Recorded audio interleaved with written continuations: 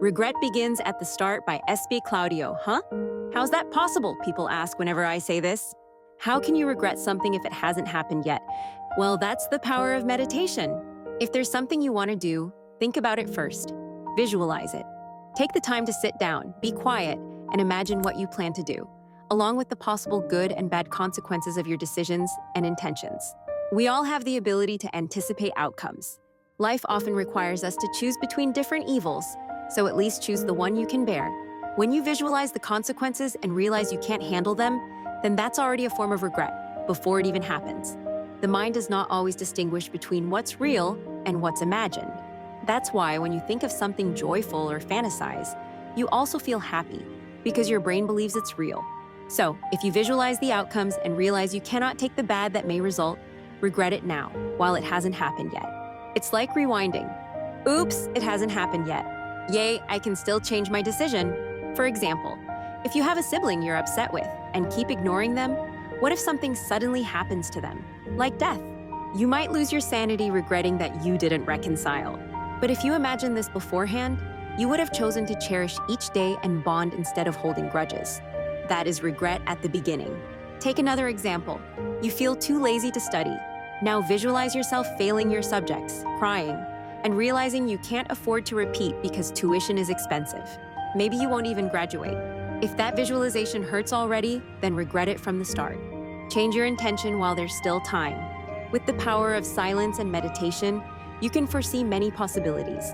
Philosophers today call it meditation, but when I was young, I just called it deep thoughts or prayers. I often withdrew from the crowd, whether in corregidor or under the pier, just to be alone with my thoughts. Even in high school, I reflected deeply. Do I want to study hard? But then, what about my social life? I chose balance. I didn't aim to be an honor student, but I wanted to enjoy both learning and friendships. Life is always about choices, even in the simplest things.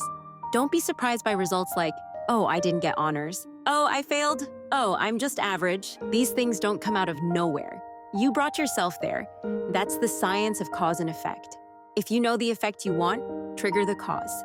Don't just act blindly and let things happen. Think first about the effect, and then create the cause that will lead you there. Life, in a way, is like science. You make a guess, a hypothesis, and a conclusion. It's not exact, so you can experiment. That makes life more interesting. You observe your experiences and those of others, learning what causes lead to what outcomes. When you train your mind in observation, life becomes richer, and you understand people better, why they are the way they are, and what they're going through. This is one way to make life more meaningful, instead of living blindly, just following the same predictable script. Be born, study, graduate, marry, have kids, buy a house, buy a car, get rich, and then die. If you only follow that one straight path and fail somewhere along the way, you'll feel lost or even depressed.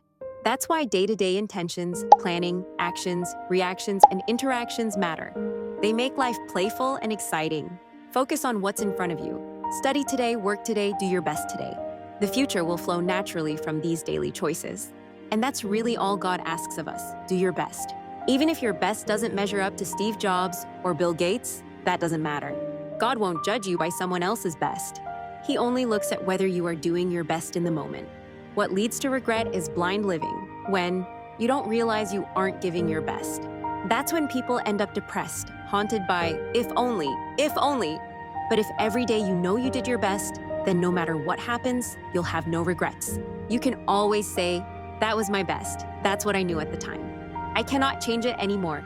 And with that, regret truly begins and ends at the start.